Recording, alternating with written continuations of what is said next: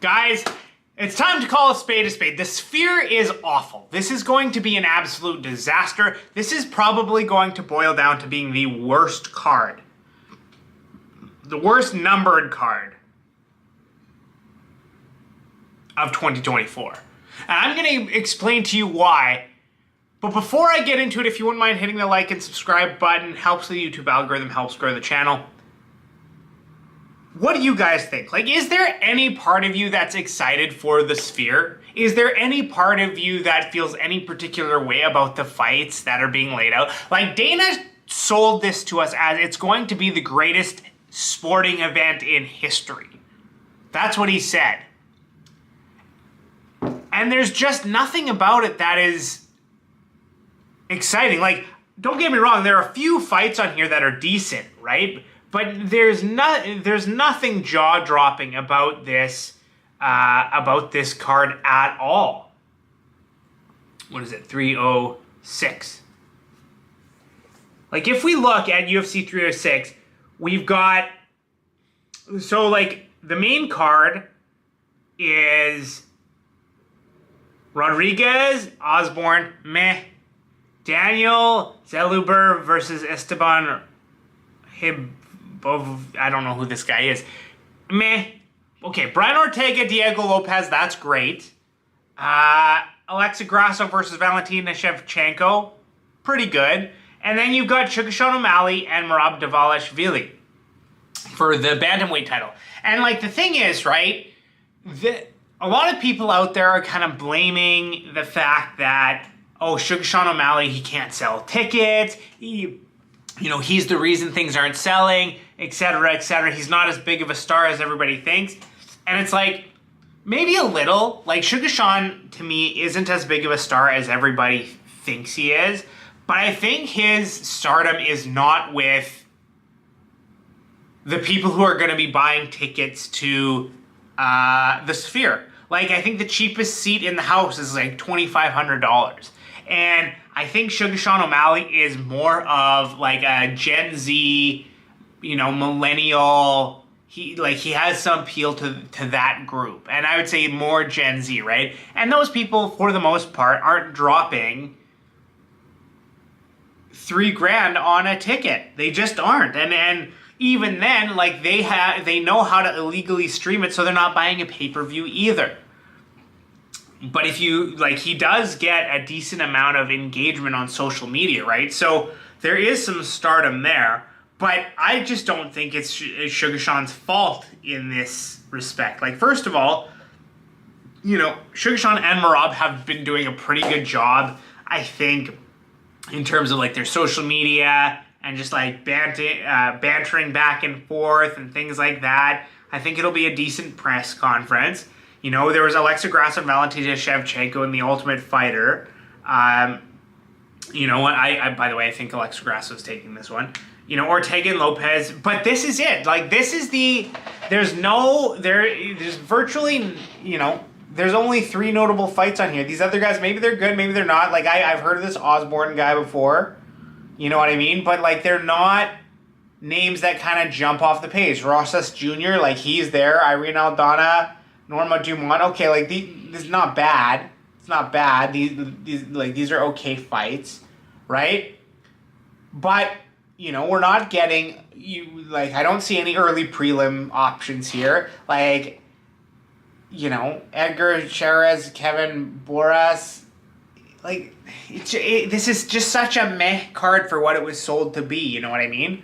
Like, yeah, some of these are okay, but most of them are just eh, you know what I mean? And so we've got everybody, Dana saying that this is going to be the greatest sporting event in history, when frankly, this is the second worst card. I would say, I'll give credit where credit's due. This is the second worst numbered card of 2024. UFC 301 was terrible, but I think we all expected it to be terrible due to the fact that UFC 300 had just taken place. You know what I mean? Like, the best card of the year, arguably the best card of the last decade, right? Took place at UFC 300.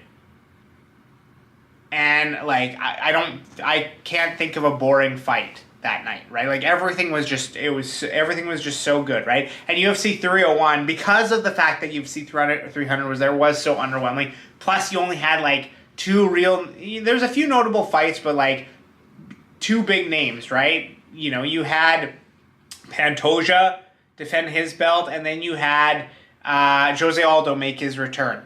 So, like, those were the only kind of two notable things at UFC 301 to get people interested. And, you know, that's fair, right? Because UFC 300 was so big. But this is supposed to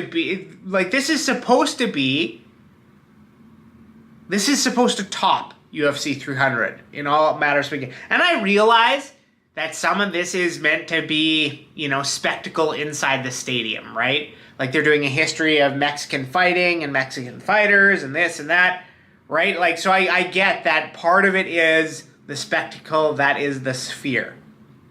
But at the end of the day, like it has to be something more impactful than that. Like the fights and the fighters have to draw your attention, right? And it just, like, what are we, a week away, 2 weeks away? What does the date say? September 14th? So we're 2 weeks away from this. Let me see. Yeah, we're 3 weeks. We're 3 weekends away from this, and like, I'm not seeing nearly enough build up. You know, I'm not seeing a ton of posting about this. Just like, there's nothing with 300, right? Like, we were talking about what was going to happen in UFC 300 before Leon defended his belt against Colby Covington. Like, it was the talk of the town, right? But nobody is talking about 306. There's nobody making posts about what they think is going to happen. There's hardly any build-up. And again, like, it's not... But the way Dana sold it to us is like, this is supposed to be bigger than UFC. And frankly, you know, UFC 307, in my opinion, is better. UFC 308 is way better. That card looks phenomenal. You know what I mean? UFC 307, you got Pereira and Roundtree, Raquel Pennington, you know, you've got Thompson and Buckley, you have Jose Aldo in there. Like, there's a lot of... Sterling's in there, he's fighting Evolov, Dolidze and Kevin Holland. Like, there's a lot of good matchups in there. Kayla Harrison is fighting, you know, a lot of notable names. I know every single fighter on this card, right? I know maybe half. And then on UFC 308, once again, Topuria Holloway, Whitaker Chimaev, Gayan versus Volkov, Magomed Ankalaev versus Alexander Rakic, Murphy versus Ige, Neal versus Dos Anjos. I don't know I know the Nchukwu guy. I don't know who he's fighting. Abbas Magomedov. Like, all these guys, I know who they are. Right? So it's just one of these things that UFC 306 is going to suck. It's going to be terrible. Like, really the only fight I'm only interested in... Let me go back again. I'm only interested in... Like, I'm kind of interested... Sean and Merab, and I'm kind of interested in Ortega versus Lopez. And then, yeah, a little bit Grasso and Shevchenko. I'm wanting to see Grasso beat Shevchenko and, like, finally just... We put an end to this. So that's kind of where I'm at, right? Like, all these other ones, I'm just like, you know. I'm still tuning in because I'm a hardcore fan, right? But it's just... I don't know, man. And so this brings me to, like, my other point, the other question. Do you guys think that the UFC is kind of resting on its laurels a little bit? Like, I don't know what's going on in Dana's mind right now. Like, this whole, basically almost every interview and press conference he's doing, he's been spending the whole time basically, you know, praising John Jones for whatever reason. I have no idea why. I don't know what's behind that. But also just the fact that, like, they're making money now. You know, they're the biggest organization. I'm pretty sure kind of no matter what they put together, they've got a fan base that's going to watch it, and I'm kind of included in that. Like, every Saturday night, almost no matter what, unless it, like, I didn't watch I didn't watch Barrio Cannoniero. I was busy. But like next weekend, it's Burns versus Brady. Like I'm gonna watch that. You know. I mean, there's not a whole lot going on that card, to be honest with you. But like, I'm gonna watch it, right? I'm gonna watch 306. I'm gonna watch Moicano versus Saint Denis, and Allen versus Imavov. I'm gonna watch Pereira. I'm gonna watch Royval versus Tyrell. Like, I'm gonna watch all of these cards, right? But I just feel like, especially with 306, like, I don't know. I just think that almost no thought and no effort came into making this card. And I'm just wondering if they think it's because it's at the Sphere or, like, I don't know. I don't know what it is. But I just think that the UFC right now is kind of in a point where they're like, okay, we're making money. Like, all these good things are happening, blah, blah, blah, blah, blah. And so they're almost taking their foot off the gas a little bit. Like, they're almost coasting with some of the stuff they're putting together. So, like, I don't know. And if you had come out, like, if they'd just come out and said something like, oh, 306, it's going to be...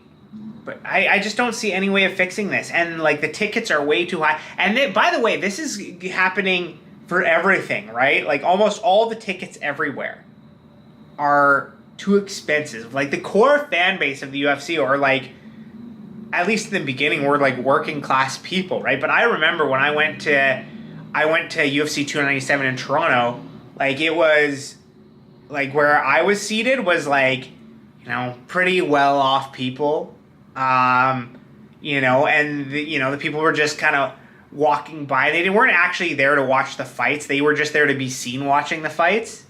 You know what I mean? Like, so many people just parading back and forth while stuff is actually going on and just, like, standing in front of you. Well, it's bullshit. So, I don't know, man. I think the cheapest one that night was maybe $500 or something. It was a lot. So, I don't know. That's where I'm at. I just think that, like, the UFC is resting on their laurels, and I realize, like, they've got to continue to make a profit and, in a sense, continue to grow if they want to expand onto bigger and better things. But in some way, shape, or form, I just feel like they're resting on their laurels a little bit. They are not completely putting their best effort into some events, like, especially when they promise something like the Sphere, right? And they've got 4 notable fights on there. And I would say 4 notable fights if you're a hardcore fan, right? It's probably 2 if you're casual. You know what I mean? And then you have something like UFC 299, which wasn't supposed to, like, they stacked that. They had 300, they stacked that. 299 wasn't supposed to be anything of significance, right? But it was, and they stacked it with, like, crazy good fights. A crazy good card. Which, like, almost could have rivaled UFC 300 for how good that card was, right? So I've been rambling now for a little bit, but, like, UFC 306 is awful. I don't think it can get better. I don't know what they were thinking when they created this card.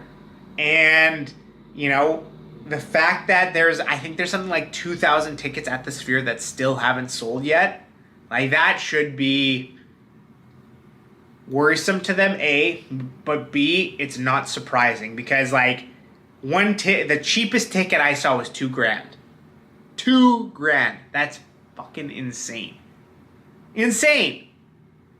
Anyway, thank you guys for watching. Let me know what you think.